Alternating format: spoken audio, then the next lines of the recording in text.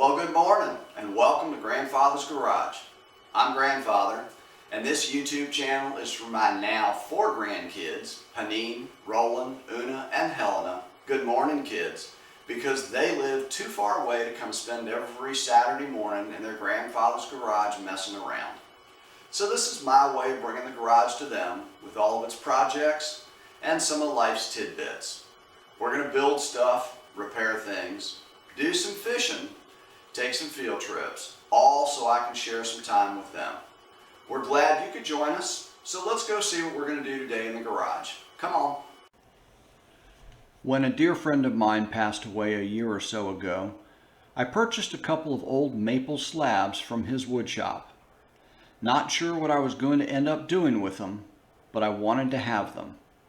They've been sitting around for a while now waiting for the right project.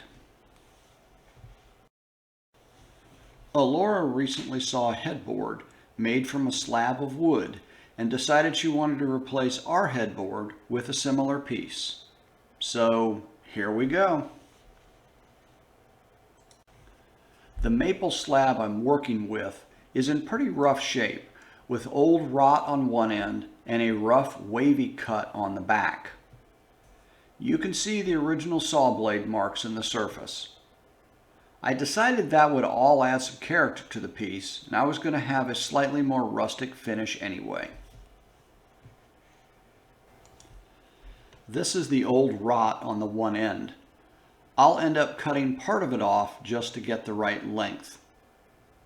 The pencil mark is the length, and the square is so the top corners end up level. You can see there are some beetle holes and the edge bark is in uneven condition.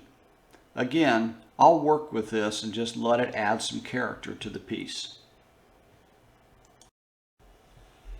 Since the back was so wavy, a planer was out of the question as it would take away too much of the thickness.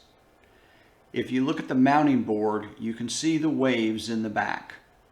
I just rough sanded the back and left some of the original saw blade marks right in place.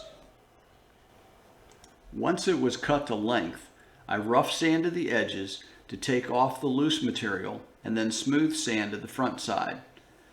Since a planer was not used, there was a lot of belt and hand sanding to get the edges and the front finished. The mounting bracket is just a 1x6 cut on a 45-degree angle.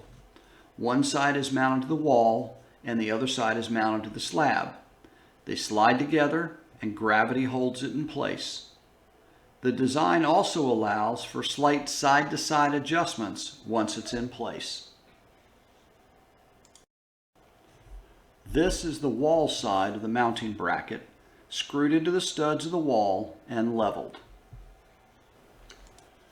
With a couple of coats of poly to seal the backside, I then work the poly into the cracks, beetle holes, and edges. Here are some shots with the first coat, only half done.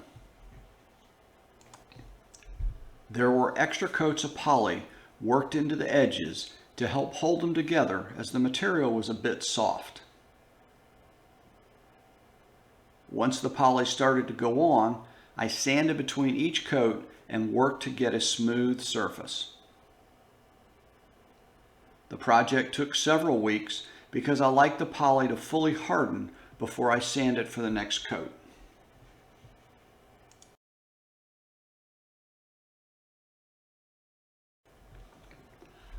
Once this piece was all polyurethaned and dry, it was as simple as hanging it up on the wall.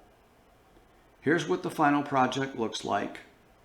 Pretty easy, but I think a dramatic final product.